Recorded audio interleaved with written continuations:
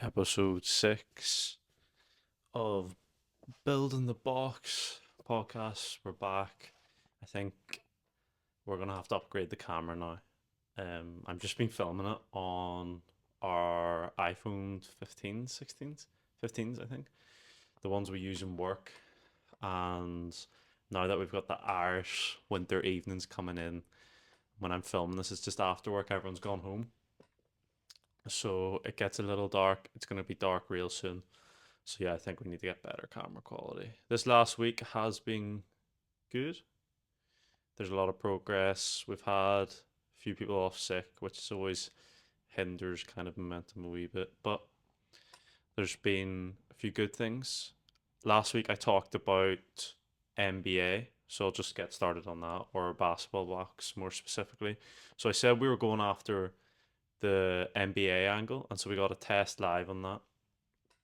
And it did pretty well. Essentially, it was landing page and ads that were more focusing on NBA than European. And whilst it's not quite at where we want it to be in terms of football, it's about 2 times better than what we were doing previously in terms of conversion rate and add to cart rate as well. It's still about half as efficient as football though, so we need to go away and figure out again. I think it's either the offer isn't compelling enough, maybe not the offer actually, now I say that. I think it's either the product isn't compelling enough or the ads aren't good enough. So yeah, we probably just need to make way more ads to figure that out. I don't think there's much more we can like optimize on the landing page side for now for that basketball box. Obviously there is down the line, but I don't think that's the next unlock here. I think it's the ads or the products just doesn't work. So yeah, like I said, the new landing page is performing 2 times as best or 2 times better than what the previous one had been. And the previous one was just what we were running for a football page, but converted to basketball. So then that led to a little thought, if this is doing 2 times better in basketball, can we do 2 times better football? So we then went away and we've mocked up a football version of the new basketball page. So I just put that test live this morning. I'll let it run all weekend and I'll just look at a few metrics, the add to cart rate, the conversion rate, and let it get to about 1,000 sessions before I make a judgment on it. But I think it will do well. The landing page we're sending it to is 5 reasons why. So it's doing decent. I think I basically just borrowed the idea off a brand called Hollow Socks, who run all their traffic to 5 reasons why. So Hollow Socks are big in America. They their owner Zach posts a lot on Twitter, and so I was doing a lot of research on a lot of e-commerce brands. There's not a lot of clothing brands who run to advertorials or listicles. Normally they just run to collection or product pages. So I thought with our product there might be a bit more education involved, and turns out there is. I also made some checkout changes in the US that led to a huge rise in our conversion rate over the weekend, up 87%, which is big. Uh, in it, I just made clear the shipping charges because before they weren't as clear as they should be. And it was a bit of a bollock to set up. Shopify don't make change and stuff at your checkout easy by any means. So that took me maybe 2 hours to do, and all I was doing was changing a line of code, which is stupid to say, but led to a huge increase. So it was worth my time. And I think it's probably a very underutilized element of your website is your checkout in terms of just optimizing it and making sure it's as clear as possible for the customer. Because if you think about it, the customer comes all the way through the journey. So they've gone on your landing page, they figured out what the product is, they then clicked buy, and then they're taken to this checkout. And maybe it's just one small thing on the checkout that stops them from purchasing. It could just be the way the sentence is worded, or it could be a bit of punctuation, or it could just be an information policy that doesn't need to be there. Or it could just be it's missing more social proof. In ops, I'm trying to like get further away from it. Basically, the last few weeks and months have been stressing me out, ops. And it's because I think I'm good at it. I think because I'm a bit logical, operations I'm good at, but it means that I get stuck in it sometimes when I don't need to.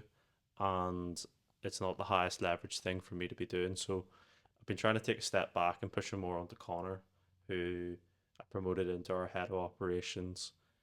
And so recently I've been trying to pass off the demand planning and stock buying. So built out a really complex spreadsheet because no tool really fits what we're trying to do. So that's all built out now, passed over to him, and so we'll see how that goes over the next few weeks. We're going to fly out to meet our manufacturers next month.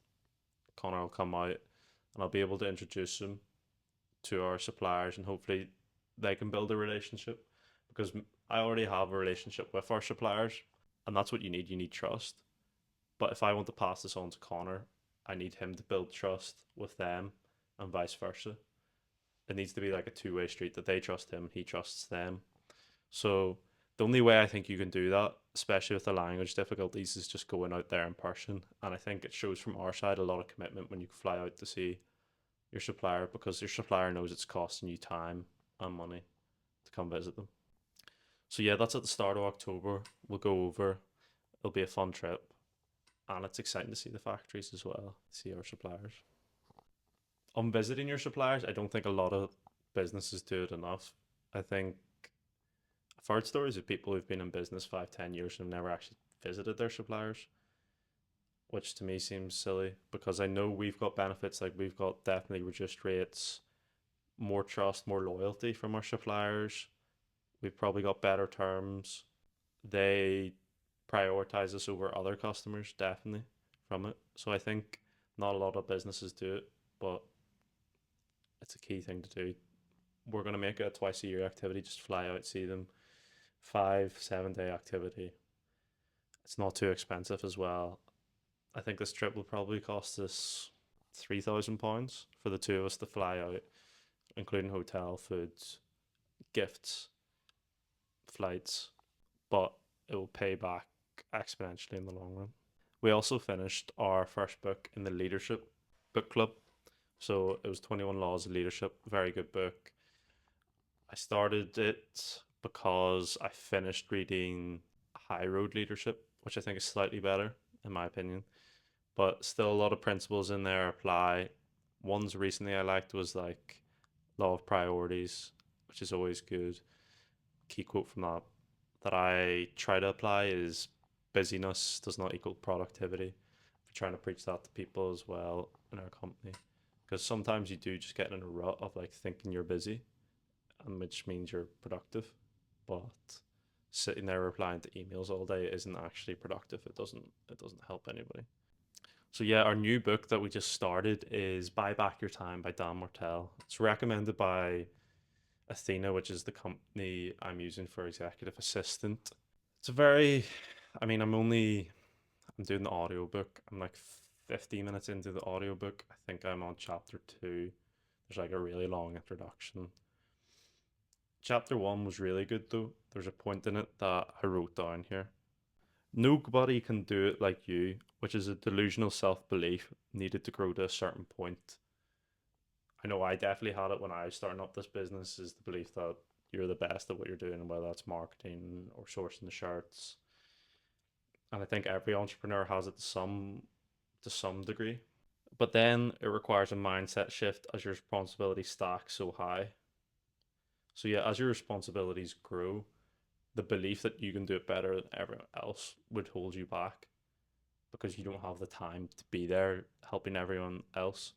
So it requires a mindset shift in your head so that you can reach that next level of growth, which is definitely something I've experienced over the last period of time. I think probably 12 months. I've seen that.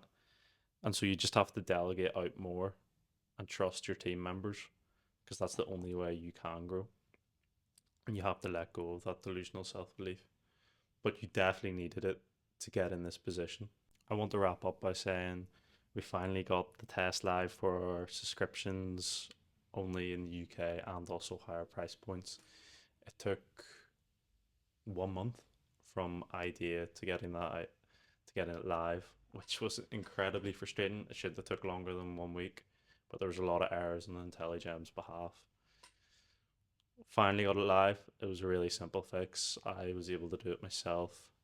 I think IntelliGem's the company, whilst the product is like good, don't get me wrong, I think they probably have created too much friction, which slows them down. It'll probably hurt them in the long run. That's a different conversation. Anyway, I'm waffling. The early results coming in suggest control group is definitely better. So that's just the pricing we're on right now. It's intriguing seeing the higher price and subscription results. I think maybe it's skewed because we've had this pricing for 4 years. So if anyone comes on site, they're like, "What's this pricing?" Seeing the new pricing, that is, they're a bit like surprised by it. So I'm gonna let it run a little longer, and hopefully fresh people come in to our website who haven't seen the old pricing, and we'll see if the results change over time. In an ideal world, we would just pivot into a fully subscription brand. I think another option is we could do a subscription and just bundle and buy. So there is no like one time option. Because one time option are like 90% of our headaches and they're just not that profitable compared to subscribers. So it doesn't really make sense to do them. But from looking at the data so far, it does make the most money. So yeah, we'll see. Give it probably another week to see the data coming in, another weekend at least, and then we'll make a judgment. Appreciate the comments and the views. We're averaging 50 views on YouTube, and on Spotify, I think we're like 20. Good going, and the comments are really good. It makes me excited seeing them. So thanks for everyone who engages, and I'll be back next week